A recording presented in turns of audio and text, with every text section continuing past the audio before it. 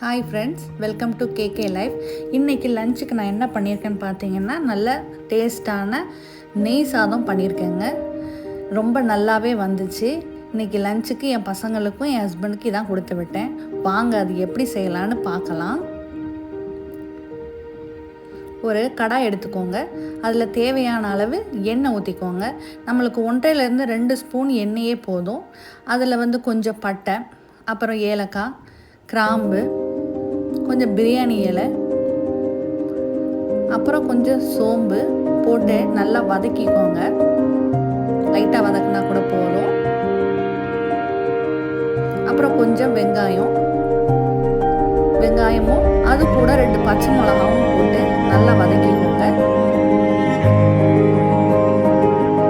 வெங்காயம் நல்லா வதங்கினதுக்கப்புறம் இஞ்சி பூண்டு பேஸ்ட் சேர்த்துக்கோங்க. இஞ்சி பூண்டு பேஸ்ட் நல்லா வதக்கிக்கோங்க. ஏன்னா அதுதான் பச்சை வாசம் அதிகமாக இருக்கும். அந்த பச்சை வாசம் வெளியே தெரியாத அளவுக்கு அதை நல்லா வதக்கிக்கோங்க. இஞ்சி பூண்டு சேர்த்ததும் வெங்காயமும் நல்லா வதங்கிடும். அதை நல்லா வதக்கி முடிச்சதுக்கப்புறம்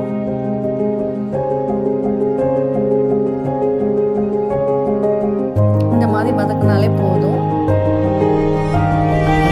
அதுக்கப்புறம் பார்த்தீங்கன்னா நான் தண்ணி சேர்த்துக்கிட்டேன்.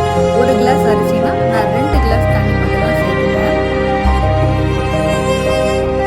அப்புறம் பார்த்தீங்கன்னா ஒரு 50 கிராம் தயிர் சேர்த்துக்கிறேன். அதுக்கப்புறம் ஒரு 50 கிராம் பால், பச்சை பால் சேர்த்து நல்லா கலக்கி விட்டுக்கோங்க. இது டேஸ்ட் அந்த ஃப்ளேவர் நல்லா இருக்கும். நீங்கள் ஒரு தடவை ட்ரை பண்ணி பாருங்கள். அப்புறம் கொஞ்சமாக தக்காளி சேர்த்துக்கிட்டேன். அப்புறம் கொஞ்சம் உப்பு, தேவையான அளவு உப்பு சேர்த்துக்கிட்டு கொதிக்க விட்டு அரிசியை போடணும். அரிசியை போட்டு லைட்டாக மிக்ஸ் பண்ணி விடுங்க. மிக்ஸ் பண்ணிவிட்டு மூடி வச்சு ஓரளவுக்கு சிம்மு மாதிரி இல்லாமல் ஓரளவுக்கு வச்சு கொதிக்க விடுங்க. பாருங்கள், நல்லா வந்துடுச்சு. அப்புறம் ஸ்டவ் ஆஃப் பண்ணும்போது ஒரு 50 கிராம் நெய் அதில் போட்டு லைட்டாக கிளறி விடுங்க. சூப்பரான நெய் சாதம் ரெடி. பிடிச்சிருந்தா சப்ஸ்கிரைப் பண்ணுங்கள்.